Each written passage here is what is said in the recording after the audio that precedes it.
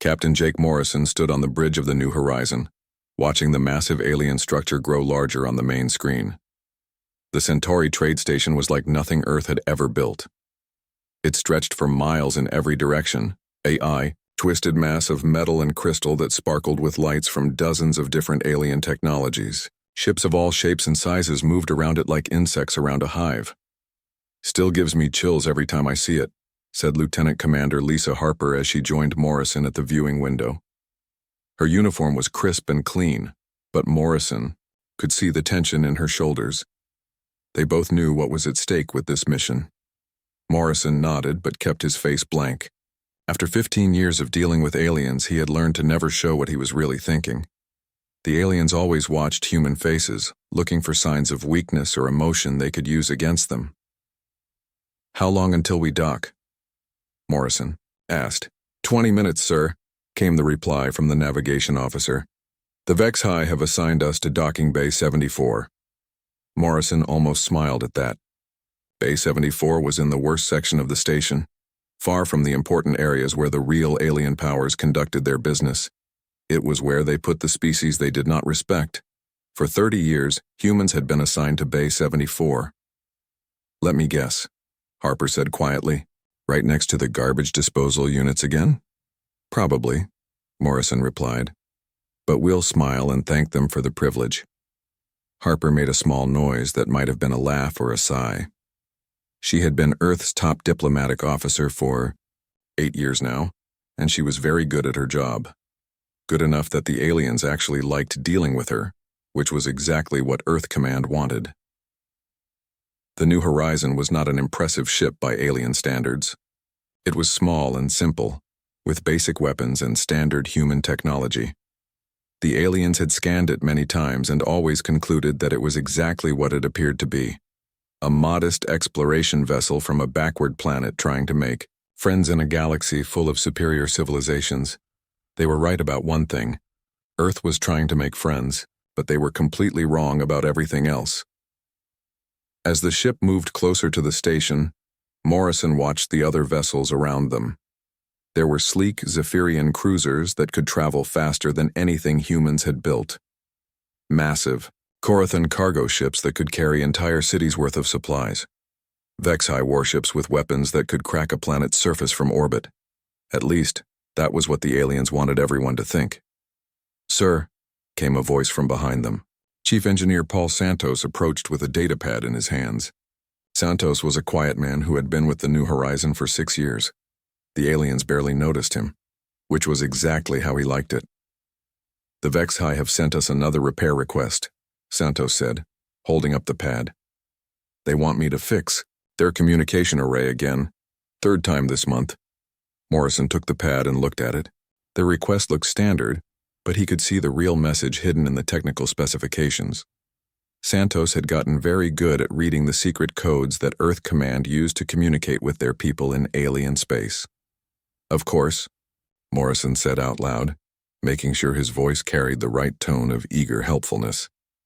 "We're always happy to assist our friends in the consortium. When do they need it done?" "Right after our meeting with Chancellor Krickstall," Santos replied. "They want it finished before we leave the station." Harper moved closer and pretended to read the pad over Morrison's shoulder. To anyone watching, it would look like she was just checking the technical details.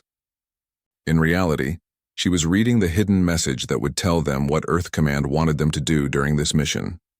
The message was short but clear. Begin preparation for Phase 1. Maintain all current operations. Trust no one outside the network. Morrison handed the pad back to Santos with a friendly smile. "No problem at all. I'm sure you'll have their systems running better than ever." Santos nodded and walked away. To the aliens, he was just another human engineer who was grateful for the chance to work on superior alien technology. They had no idea that Santos had been systematically mapping every computer system on every station and ship he had ever been allowed to touch. The docking process took another 15 minutes. The Vex-High were always very careful about security, which meant lots of scans and checks and questions. Morrison and his crew waited patiently through all of it, answering every question with the same respectful tone they had used for years. Finally, they were cleared to disembark. Morrison, Harper, and 2 security officers made their way through the station's corridors toward the diplomatic section. The corridors were wide and tall, designed to accommodate the different body shapes of the various alien species. Humans were among the smallest beings in the consortium, which was another reason the aliens did not take them seriously. The walls were covered with displays showing news and information from across the galaxy. Morrison read them as he walked, picking up details about trade agreements, territorial disputes, and military movements. Most of it was public information, but sometimes there were useful hints about what the real powers were planning. They passed groups of aliens from different species. Tall, thin Zephyrians with their blue skin and large eyes, massive Korathans who looked like walking boulders, sleek Drakmori with their scaled skin and sharp teeth. All of them looked at the humans with the same expression, mild curiosity mixed with barely hidden contempt. The humans were a novelty, nothing more. A primitive species that had somehow managed to develop space travel, but still had not learned their place in the galaxy. They were useful for simple tasks and basic labor, but they would never be real players in galactic politics. At least that was what the aliens believed. Chancellor Krixtal was waiting for them in Conference Room 12, another deliberate insult. The important meetings happened in the grand chambers near the station's center. Conference Room 12 was small and plain, with basic furniture and no windows.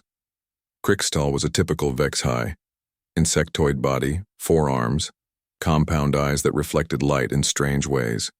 He wore the elaborate robes that marked his high rank in the consortium hierarchy. When the humans entered, he did not stand up. Another insult, but one that Morrison and Harper were used to. Humans, Krixtal said in his clicking voice. The translation device made it sound almost friendly, but Morrison could hear the dismissive tone underneath. I trust your journey was pleasant? Very pleasant, Chancellor, Harper replied with a bright smile. We are honored by this opportunity to meet with you again. Krixtal's compound eyes shifted slightly, which Morrison had learned was the Vex-High equivalent of a smirk. Yes, well, let us discuss the matter at hand.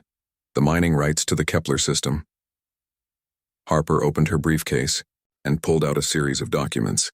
They had prepared for this meeting for months, but Morrison knew the outcome was already decided. The aliens would offer them the worst possible deal, and the humans would accept it with gratitude. As we discussed in our previous communications, Harper began, Earth is very interested in establishing mining operations in the outer regions of the Kepler system. The outer regions, yes, Krixtal said. The asteroid fields and dead worlds.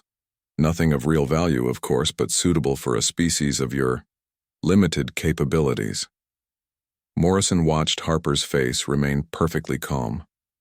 She had heard worse insults than this many times before, but he also saw the tiny muscle that twitched near her left eye, the one that only appeared when she was thinking about how satisfying it would be to show these aliens what humans were really capable of. We appreciate the consortium's generosity in allowing us access to these regions, Harper said. Earth's mining technology may be simple, but we believe we can extract useful resources from even these challenging environments. The negotiation continued for 2 hours. It followed the same pattern as every other negotiation between humans and the consortium. The aliens offered scraps. The humans asked politely for slightly better scraps. The aliens made it clear that even the scraps were more than humans deserved. The humans accepted gratefully and promised to work hard to prove themselves worthy of future opportunities. When it was over, Morrison and Harper had secured mining rights to 12 asteroid fields and 3 barren planets in the Kepler system. The aliens kept the mineral-rich worlds and the strategic locations for themselves. It was exactly what everyone had expected. As they walked back toward their ship, Harper leaned close to Morrison and whispered, Phase 1 mining rights secured. Our people will have everything they need. Morrison nodded slightly. To any alien. Watching, it would look like he was just agreeing with something Harper had said about the mining contract. They had no idea that the humans had just secured positions for military installations that would control access to one of the most important star systems in this sector of the galaxy. Back on the New Horizon, Santos was already hard at work on the Vex-High communication array. But he was doing more than just repairs. Hidden in his toolkit were devices that would let him access parts of the alien computer network that were supposed to be completely secure. As Morrison watched Santos work, his communication device beeped softly. Admiral Kate Sullivan stood in the command center of the hidden base inside the asteroid field near Jupiter. The room was dark except for the glow of dozens of screens showing star maps, ship positions, and communication channels. For 30 years, this base had been Earth's most closely guarded secret. The aliens thought humans only had a few simple space stations and some basic defensive ships. They had no idea that humanity had been building a massive military network right under their noses. "Admiral," said Commander Alex Turner, approaching with a datapad. "We've received confirmation from all sectors. Our people are in position." Sullivan nodded and looked at the main screen. It showed a map of the galaxy with thousands of tiny dots scattered across alien space. Each dot represented a human agent who had spent years building a new life among the aliens. Merchants, engineers, laborers, teachers, doctors, all of them ordinary people doing ordinary jobs. All of them waiting for this moment. "Send the activation code," Sullivan said. "It's time to wake up our sleeping agents." The message went out instantly, carried by quantum communication devices that the aliens could not detect or intercept. Across the galaxy, humans who had been playing roles for decades received the same simple message. The sleepers are awakening. Begin Phase 1 operations. On the industrial world of Kepler 442b, Danny Chen was finishing his shift at the Corathan weapons factory. He had worked there for 12 years, maintaining the massive machines that produced plasma cannons and shield generators for the consortium military. The Corathans trusted him completely. He was just another human worker, grateful for the job, and eager to please his alien supervisors. Danny's communication device buzzed softly as he was cleaning his tools. He looked around to make sure no one was watching, then checked the message. The activation code was there, along with his specific mission parameters. For 12 years, Danny had been mapping every system in the factory. He knew where the main power cores were located, which machines controlled the production lines, and how the security systems worked. The Corathans had given him access to everything because they never imagined that a simple human maintenance worker could be a threat. They were about to learn how wrong they had been. Danny made his way to the main control room, nodding to the Corathan guards as he passed. They barely looked at him. He was just Danny, the quiet human who fixed things when they broke. He had been part of the scenery for so long that they had forgotten he was even there. The control room was empty except for the night shift supervisor, a young Corathan named Grixtok, who was more interested in his entertainment device than in watching the factory systems. Danny had timed this perfectly. He knew Grixtok's schedule better than Grixtok did. "Evening, Grixtok," Danny said in the friendly tone he had used for years. "Just checking the ventilation system.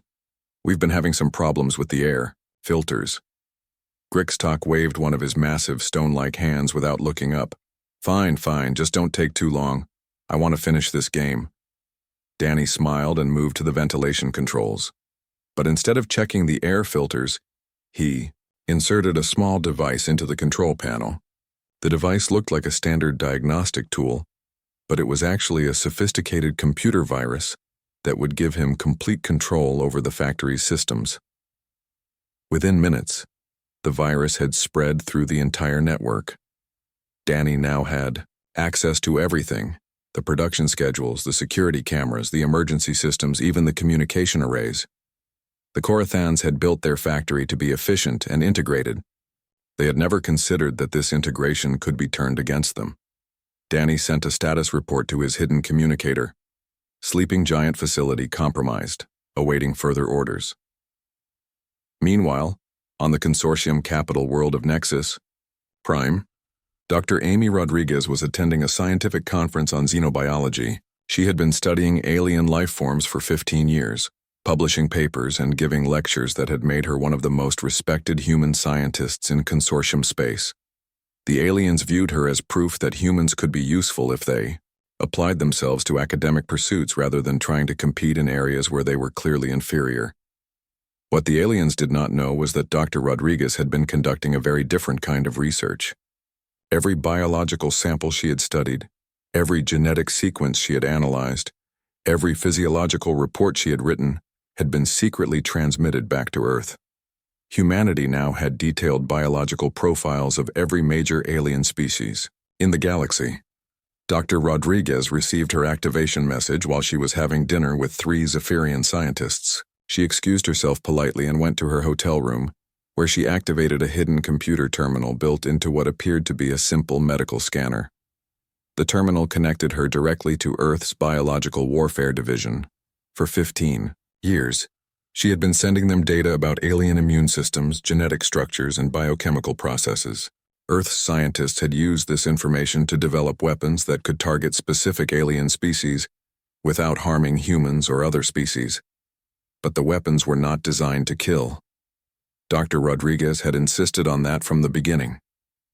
The biological agents would incapacitate their targets, making them sick enough to be unable to fight but not sick enough to die. Humanity wanted to win the coming war, but they did not want to become monsters in the process. Dr. Rodriguez uploaded the final batch of data and received her mission orders. She would remain in place on Nexus Prime, continuing to play the role of a harmless scientist while actually serving as Earth's primary intelligence officer in the heart of Consortium space. At the same time, Admiral Sullivan was reviewing reports from agents across the galaxy. The picture they painted was exactly what Earth had suspected for years. The Consortium was not the peaceful alliance of equals that they claimed to be. It was a hierarchy of oppression, with the strongest species dominating the weaker ones. The Vexhi, Corathons, and Zephyrians had formed a secret alliance within the Consortium.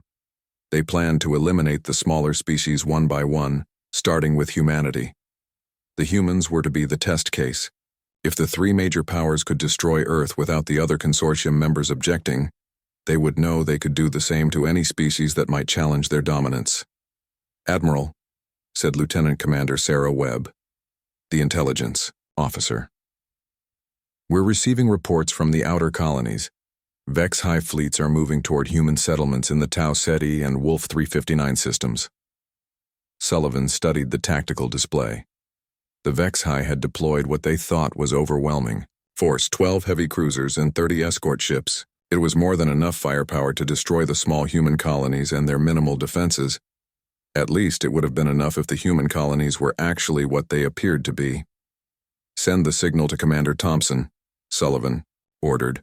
"Tell him it's time to drop the mask." In the Tau Ceti system, Commander Steve Thompson was waiting in what the aliens thought was a simple mining colony. New Arizona Colony looked like dozens of other human settlements scattered across the galaxy. A few small buildings, some basic industrial equipment, and a population of maybe 3,000 people trying to scratch out a living on a hostile world. The Vexhi had been watching the colony for months, cataloging its defenses and planning their attack. They had identified 2 small defensive platforms and a handful of basic fighter craft. Nothing that could pose a serious threat to a battle fleet. Commander Thompson smiled as he received Admiral Sullivan's message. He had been waiting for this moment for 8 years. 8 years of pretending to be a simple colonial administrator while actually commanding one of Earth's most advanced military installations. "All units, this is Colonel Thompson," he said into his communicator. "Authorization. Code Sleeping Giant, repeat Sleeping Giant, drop the camouflage and prepare for combat." Across the colony, buildings began to change. What had appeared to be storage warehouses opened up to reveal concealed weapon batteries. The mining equipment transformed into defensive positions. The small fighter craft were joined by dozens of attack ships that had been hidden in underground hangars. The 2 defensive platforms were revealed to be just the tip of a massive orbital defense network. Cloaked weapon satellites came online throughout the system, their targeting systems locking onto the approaching Vex-High fleet. The Vex-High commander, Admiral Kethvar, watched his tactical display with growing confusion. The sensors were showing weapon signatures that had not been there moments before. Lots of weapon signatures. "Sir," reported his weapons officer, "I'm detecting multiple missile batteries, energy cannons, and what appears to be a full squadron of heavy fighters. The colony's defensive capability is far beyond our intelligence estimates." Admiral Kethvar's compound eyes reflected the bridge lights as he processed this information. "Impossible," Our spies have been watching this colony for months. It's nothing but a mining settlement. Sir, I'm also detecting what appears to be a military-grade communication array. They're broadcasting on multiple channels, including some frequencies we've never seen before. On the colony's command center, Thompson was indeed broadcasting on multiple channels, but he was not calling for help or trying to negotiate.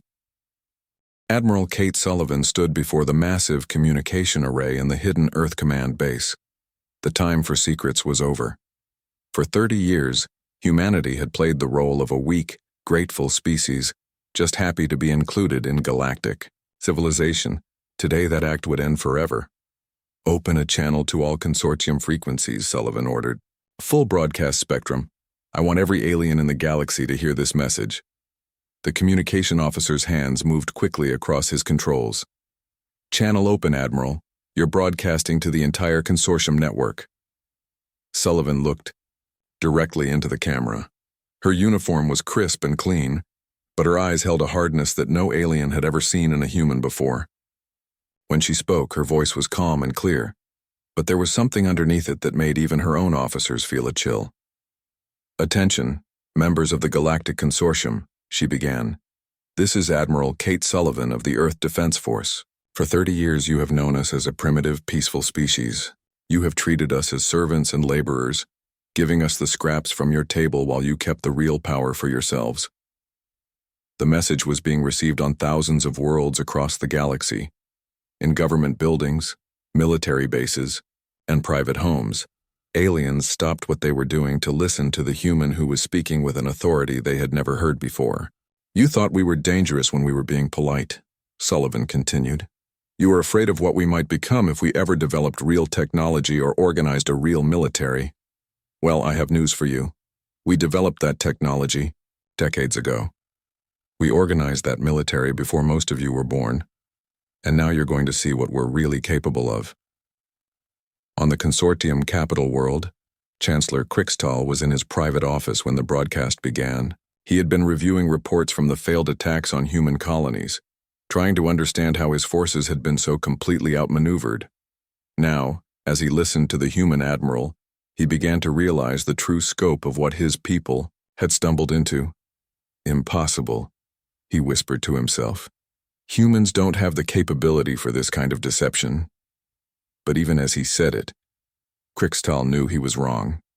The evidence was right there in the battle reports. Human colonies that had revealed military capabilities beyond anything the consortium had imagined. Weapon systems that were more advanced than anything in the Vex High arsenal. Coordination and planning that suggested decades of preparation. Sullivan's broadcast continued. You made one critical mistake. You underestimated us because we let you underestimate us. Every diplomatic meeting, every trade negotiation, every time we bowed our heads and accepted your insults, we were learning. We were planning. We were preparing. Captain Jake Morrison was watching the broadcast from the bridge of the New Horizon, which was still docked at the Centauri trade station. Around him, alien workers and officials were staring at the screens with expressions of shock and growing fear. The human ship that they had dismissed as a simple exploration vessel was suddenly looking a lot more threatening. Captain, said Lieutenant Commander Lisa Harper quietly, I'm detecting increased security activity throughout the station. They're starting to figure out that we might not be what we claim to be. Morrison nodded. It's time to show them what the New Horizon really is. Drop the disguise. Harper's fingers moved across her control panel, and the New Horizon began to change. Panels that had appeared to be simple hull plating slid away to reveal advanced sensor arrays and weapon systems. The ship's size seemed to double as hidden. Sections extended from what had appeared to be cargo bays. In less than 5 minutes, the modest exploration vessel had transformed into a sophisticated warship. The aliens on the station watched in horror as other human ships throughout the docking area underwent similar transformations. What they had thought was a small civilian fleet was actually a military task force that had been hiding in plain sight. Sullivan's broadcast was reaching its climax. You want to know how long we've been planning this? Let me tell you a story. 30 years ago, when humanity first made contact with your consortium, we sent our best diplomats to meet with you. They came back with a simple message. These aliens think they're superior to us, and they're planning to keep us weak forever. So we made a decision. We would let you think you had won while we prepared to show you what losing really looks like. On the industrial world where Danny Chen had spent 12 years as a maintenance worker, the Corathan weapons factory was experiencing what its computer systems registered as a series of catastrophic failures. Production lines were shutting down, security systems were malfunctioning, and the main power grid was fluctuating wildly. Danny stood in the factory's main control room, his hands moving quickly across multiple control panels. The virus he had planted was working perfectly, giving him complete control over every system in the facility. But he was not destroying the factory. Instead, he was carefully shutting down weapon production while making it look like a series of random accidents. "What's happening?" demanded Supervisor Grixtok, his massive stone-like body trembling with confusion and anger. "Why are all the systems failing at once?" Danny looked up from his work with the same helpful expression he had worn for 12 years. "I'm trying to fix it, sir. It looks like we've got cascading failures throughout the main network. Could be a computer virus, but I'm not sure how one could have gotten into such a secure system." Grixtok's small eyes narrowed. "A virus? But that's impossible. Our security protocols are perfect. No one could possibly penetrate our systems. Without authorization?" Danny nodded sympathetically while his fingers continued to work. "You're absolutely right, sir. It's very strange. Almost like someone with intimate knowledge of our systems planned this whole thing." It took Grixtok several seconds to process the implications of what Danny had just said. When understanding finally dawned, his massive fists clenched and his voice rose to a roar that shook the control room windows. You did this. You've been sabotaging us." Danny smiled. It was not the friendly, subservient smile that Grixtok had seen for 12 years. This smile was cold and satisfied, the smile of someone who had just completed a very difficult job. "Actually," Danny said, "I've been doing a lot more than sabotaging you. I've been studying you, learning your weaknesses, mapping your facilities, and reporting everything back to my real employers. Did you know that this factory produces 60% of the plasma weapons used by consortium forces in this sector? It's going to be very hard to fight a war without those weapons." On Nexus Prime, Dr. Amy Rodriguez was putting the final touches on her own contribution to humanity's grand plan. Her hotel room had been transformed into a sophisticated laboratory where she was preparing biological agents designed to incapacitate rather than kill. Each agent was specifically tailored to affect one alien species while leaving all others unharmed. She had spent 15 years studying alien biology, supposedly for peaceful scientific purposes. In reality, she had been developing the most sophisticated biological weapons in galactic history. Weapons that would make it impossible for the consortium military to function while minimizing actual casualties. Dr. Rodriguez activated her communication device and connected to the human network. "This is Sleeping Beauty," she said using her operational codename. "The packages are ready for delivery, targeting the Vex High Command Structure, Corathan Industrial Centers, and Zephyrian communication networks. All agents are non-lethal, but highly effective." Chief Engineer Paul Santos, meanwhile, was completing his own mission aboard the Centauri trade station. What the aliens thought was a simple repair job on their communication array had actually been the installation of a sophisticated control system that gave humans access to the entire consortium communication network. Santos stood in the station's main computer core, surrounded by alien technology that he now understood better than the aliens who had built it. For years, he had been systematically inserting backdoors and control programs into every system he had been asked to repair. Now, with a few simple commands, he could take control of communication networks, defense systems, and even life support across dozens of worlds. "This is Ghost in the Machine," Santos reported to the human network. "I have complete control of the consortium's primary communication hub. All military channels are compromised. I can monitor their communications, disrupt their coordination, or feed them false information as needed." Admiral Sullivan's broadcast was nearing its end, but the most important part was yet to come. She looked directly into the camera, and when she spoke, her voice carried the weight of absolute certainty. "You have two choices," she said. "You can continue this war that you started and discover just how badly you have underestimated humanity's capacity for violence, or you can accept that the balance of power in this galaxy has permanently shifted and work with us to build something better than the corrupt system you've been running." On worlds across the galaxy, alien leaders were frantically trying to understand how they had been so completely outmaneuvered. The humans had not just prepared for war, they had infiltrated every aspect of consortium society. The war that followed Admiral Sullivan's broadcast was unlike anything the galaxy had ever seen. The consortium had expected to fight a simple species with basic weapons and limited organization. Instead, they found themselves facing an enemy that seemed to know their every move before they made it.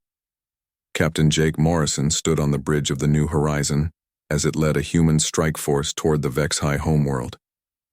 The ship that had once disguised itself as a simple exploration vessel was now revealed in its true form. A stealth reconnaissance ship equipped with the most advanced sensors and weapons that humanity had ever built. "Captain," reported Lieutenant Commander Lisa Harper from her tactical station, "we're detecting massive Vex-High fleet movements throughout this sector. It looks like they're pulling back all their forces to defend their core worlds." Morrison studied the tactical display. The Vex-High were doing exactly what human strategists had predicted they would do. When faced with an unexpected threat, they would retreat to their strongest positions and try to fight a defensive war. It was a reasonable strategy, but it had one critical weakness. The humans already knew everything about those defensive positions. "Have our intelligence sources confirmed the location of Chancellor Crixtal?" Morrison asked. Harper checked her datapad. "Yes, sir. He's in the command bunker on Vex-High Prime, coordinating the defense personally. Our sources indicate he's becoming increasingly paranoid about human infiltration." Morrison smiled grimly. Crixtal was right to be paranoid. After 30 years of careful planning, humans had agents everywhere in consortium space. But the Chancellor's paranoia was actually making things worse for him, because he was starting to suspect everyone around him, including loyal Vex-High officers. The human strategy was not just about superior technology or better tactics. It was about understanding the psychology of their enemies and using that understanding to make them defeat themselves. Humans had spent decades studying how each alien species thought, how they reacted under pressure, and what would make them make mistakes. On the industrial world where Danny Chen had spent 12 years as a maintenance worker, the effects of human psychological warfare were becoming clear. The Corathan weapons factory was still offline, but that was only part of the problem. The real damage was being done to Corathan morale. Supervisor Grixtok sat in his office, staring at reports that made no sense. The humans were not destroying Corathan facilities. Instead, they were taking control of them, shutting down weapons production while keeping everything else running normally. Workers were still being paid, life support systems were still functioning, and food production was continuing without interruption. "I don't understand," Grixtok muttered to his assistant.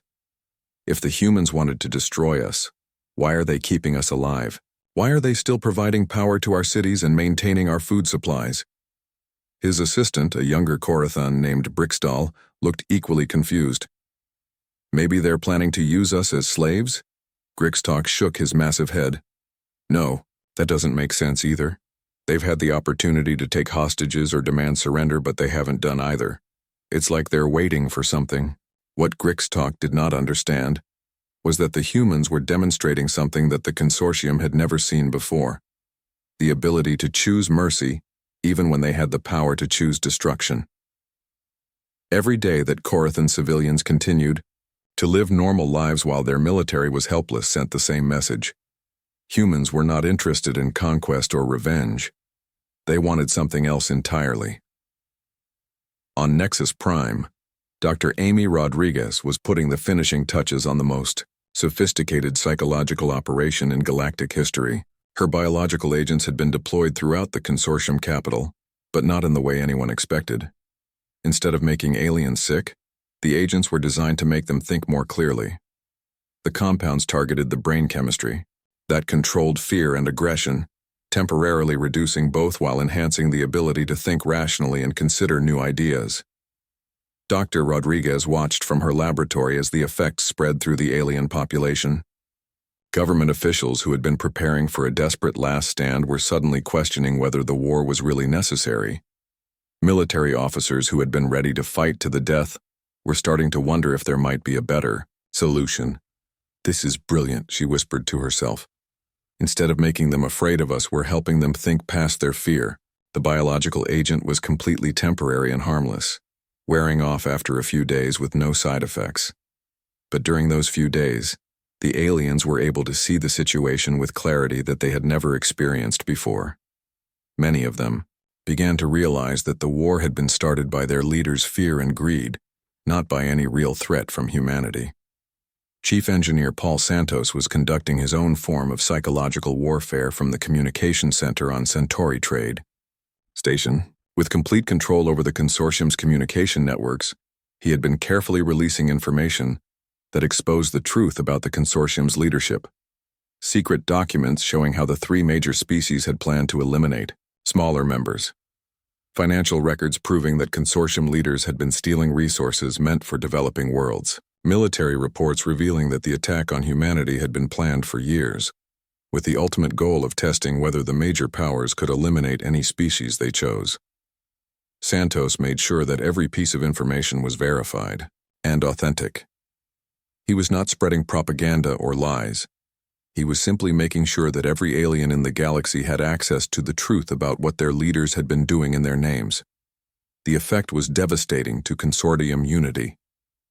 Species that had supported the war against humanity began to question whether they were fighting for the right side. Some even began to wonder if the humans were actually trying to protect them from their own corrupt leadership.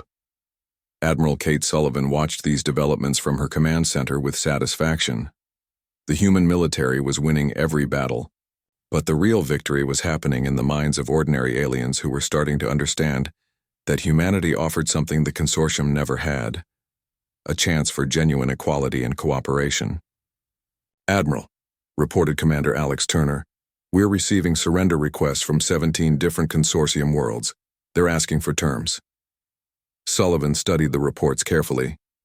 The worlds that were surrendering were not the major power centers, but they were important strategic locations. More importantly, they were worlds populated by the smaller species that the consortium had been oppressing for centuries. "What are they asking for?" Sullivan asked. Turner read from his data pad. "They want guarantees that humans won't treat them the way the consortium did. They're asking for representation in whatever government replaces the consortium, and they want protection from retaliation by the major powers." Sullivan nodded slowly. This was exactly what humanity had hoped would happen. The war was not really about defeating the aliens. It was about breaking up the corrupt system that had kept most of the galaxy under the control of a few powerful species. "Send a response," Sullivan ordered. "Tell them that any world that renounces the consortium and agrees to participate in a new galactic government based on equality and cooperation will receive full human protection. And make sure that message is broadcast on all channels so everyone can hear it." The message had an immediate effect. Within hours, more worlds were declaring their independence from the consortium and requesting human protection. The three major powers found themselves increasingly isolated as their former subjects abandoned them. Chancellor Krixtal was receiving reports of these defections in his command bunker on Vex High Prime. Each report made his situation more desperate. His military was being systematically defeated by human forces that seemed to anticipate every move. His allies were deserting him as their own populations turned against the war. And worst of all, he was starting to receive reports that some of his own officers were questioning whether they should continue fighting. "This is impossible," Krixtal raged at his military advisors. "How can a primitive species have outmaneuvered us so completely? How did they know about our plans? How did they prepare for everything we've tried to do?" General Vorthak, his chief military officer, looked uncomfortable. "Chancellor, our intelligence indicates that the humans have been planning this for decades. Every diplomatic meeting, every trade negotiation, every time we thought we were studying them, they were actually studying us." Krixtal's compound eyes reflected the harsh lights of the bunker. "You're saying they've been manipulating us for 30 years? "Yes, sir. They let us underestimate them while they learned everything about our weaknesses. They knew we would eventually try to eliminate them, so they prepared for that exact scenario. The Chancellor was silent for a long moment, processing the implications. Then he asked the question that he had been afraid to voice. "General, in your professional opinion, can we win this war?" General Vorthak looked around the bunker at the other officers, then back at his leader. "No, sir. We cannot win." 6 months after Admiral Sullivan's broadcast that changed the galaxy forever, the former consortium capital world of Nexus Prime was preparing for something that had never happened before in galactic history. Representatives from every known species were gathering for the first meeting of the new Galactic Assembly, where every civilization would have an equal voice regardless of their military power or technological advancement. Admiral Kate Sullivan stood at the podium in the great assembly hall looking out at thousands of beings from across the galaxy. Tall Zephyrians sat next to small Keplerians. Massive Corathans shared space with delicate Centaurians. For the first time in recorded history, the strong and the weak were meeting as equals. "Friends," Sullivan began, her voice carrying clearly through the vast chamber. "6 months ago, many of you thought of humans as a weak species that was lucky to be tolerated by the galactic community. Today, we gather not as conquerors and conquered, but as partners in building something better than what came before." In the front row, Chancellor Krixtal sat with the other former consortium leaders. His once proud robes had been replaced with simple clothing, and his compound eyes no longer held the arrogance that had defined him for so many years. The biological agents that Dr. Rodriguez had deployed had worn off months ago, but their effect had been permanent. They had allowed him to see clearly for the first time in his life, and he could never go back to the willful blindness that had characterized consortium leadership. "We did not fight this war to replace one empire with another," Sullivan continued. "We fought it to prove that cooperation is stronger than domination, that equality is more powerful than hierarchy, and that the future belongs to those who can work together rather than those who can force others to submit." Captain Jake Morrison sat in the diplomatic section, wearing the uniform of Earth's first galactic ambassador. The transformation in his role was symbolic of the transformation that had taken place throughout human society. The people who had spent decades pretending to be humble diplomats and simple workers were now the architects of a new galactic civilization. Next to Morrison sat Lieutenant Commander Lisa Harper, who had been appointed as the first director of interspecies relations. Her years of playing the role of a grateful human diplomat had taught her exactly what needed to be changed about how species interacted with each other. The old consortium was based on fear, Harper had explained to Morrison before the assembly began. The strong species stayed in power by making the weak species afraid of what would happen if they tried to change things. Our job is to show them that they don't need to be afraid anymore. In the medical section of the assembly hall, Dr. Amy Rodriguez was putting the finishing touches on the charter for the new Galactic Health Alliance.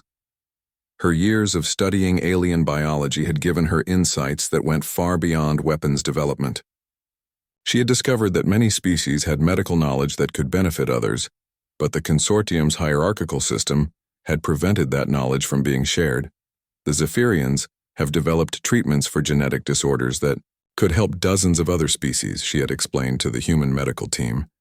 The Corathans understand mineral nutrition in ways that could solve food shortages on agricultural worlds. The Vexhi have pain management techniques that are more advanced than anything we've seen. But under the old system, they kept all of this knowledge to themselves because sharing it might have made other species less dependent on them. Chief Engineer Paul Santos was working on something even more ambitious, a new galactic communication network that no single species could control or manipulate. His years of infiltrating alien computer systems had shown him exactly how information could be used as a weapon, and he was determined to make sure that never happened again. Every species will have equal access to information, Santos explained to the Assembly's Technology Committee. No more secret channels for the powerful. No more hidden communications between alliance members. If you want to say something to another species, everyone else gets to hear it too. But the most important work was being done by someone who was not even at the assembly. General Ryan Foster was on Earth, overseeing the integration of former consortium military forces into the new Galactic Defense Corps. The transition had been surprisingly smooth, largely because most alien soldiers had quickly realized that the humans treated them better than their own leaders ever had. The old system taught soldiers that their job was to keep other species in line, Foster had explained to his human officers. Our job is to teach them that their real purpose is to protect everyone equally, regardless of what species they belong to or how powerful their governments are. Admiral Sullivan's speech was building toward its conclusion, but she had saved the most important part for last. Some of you are probably wondering what humanity wants in return for all of this. What do we expect to gain from creating a galaxy where we cannot dominate other species the way the consortium did? The hall was completely silent. This was the question that had been on everyone's mind since the war ended. Throughout galactic history, every species that had gained power had used it to benefit themselves at the expense of others. The idea that humans might be different was almost too strange to believe. We want the same thing we have always wanted, Sullivan said. We want to explore the galaxy, to learn new things, to meet new people, and to build something greater than any one species could create alone. We want to be part of a community where everyone has the chance to contribute their best ideas, and where everyone benefits from the discoveries and achievements of others. Chancellor Crichton found himself standing up before he realized what he was doing. The entire assembly turned to look at him, and for a moment he felt the old fear that had driven so many of his decisions as a consortium leader. But then he remembered the clarity he had experienced under the influence of Dr. Rodriguez's biological agents, and he forced himself to speak. "Admiral Sullivan," he said, his translated voice carrying clearly through the hall. "On behalf of the former consortium leadership, I want to formally apologize for the decades of oppression and exploitation that characterized our rule.